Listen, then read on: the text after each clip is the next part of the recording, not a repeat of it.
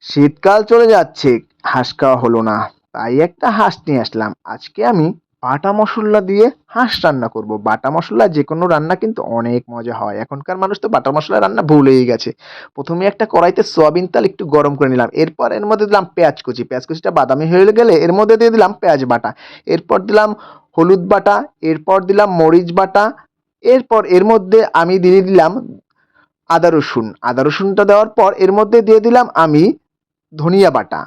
এখন এর মধ্যে দিলাম একটা দারচিনি। এরপর দিয়ে দিলাম মাংসের মসল্লা। এটা কিন্তু হাতে বাটা। সবগুলো জিনিস আজকে হাতে বাটা ছিল। এরপর দিলাম পরিমাণ মতো লবণ। এখন এটাকে কিছু সময় কষিয়ে এর মধ্যে দিয়ে দিব হাঁসের মাংসগুলোকে। মসল্লা দেওয়ার পরও কিন্তু হাঁসের মাংসটা পরিমাণ মতো কষিয়ে তারপর পানি দিবেন। তাহলেই কিন্তু মজাটা বেশি হবে। রান্না-বান্নার ক্ষেত্রে এখন আমি আলহামদুলিল্লাহ খুবই পারফেক্ট হয়ে গেছি। আম্মু থাকলেও আমি বাসায় থাকলে সবসময় আমি ভালো, ভালো আইটেমগুলো রান্না করার চেষ্টা করি। কারণ আম্মু তো পারে। আমি তাই আস্তে, আস্তে শিখতেছি। খুব ভালো হয় এখন আলহামদুলিল্লাহ আমার রান্না।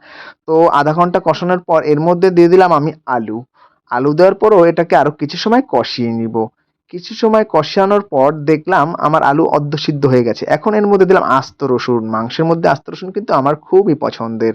তো রান্না-বান্না শেষে আজকে আমি সিদ্ধান্ত নিয়েছি আমরা তো সবসময় রান খাই। মা-বাবা সবসময় আমাদেরকে রান তুলে দেয়। আজকে আমি রানগুলো বাবা-মার প্লেটে তুলে দিব। মা তো রাজিই না। তবুও আমি জোর করে দিয়ে দিছি। কারণ ছোট থেকেই দেখে আসছি বাবা-মা, বিশেষ করে মা সবসময় ভালো, ভালো পিসগুলো আমাদেরকে দিত। আর তারা খাইতো নরমাল, নরমাল পিস। তাই আজকে আমি সিদ্ধান্ত নিয়েছি সবার আগে তাদেরকে খাওয়িয়ে নিবো সুন্দর, সুন্দর পিসগুলো। তারপর যেটুকু থাকে আমরা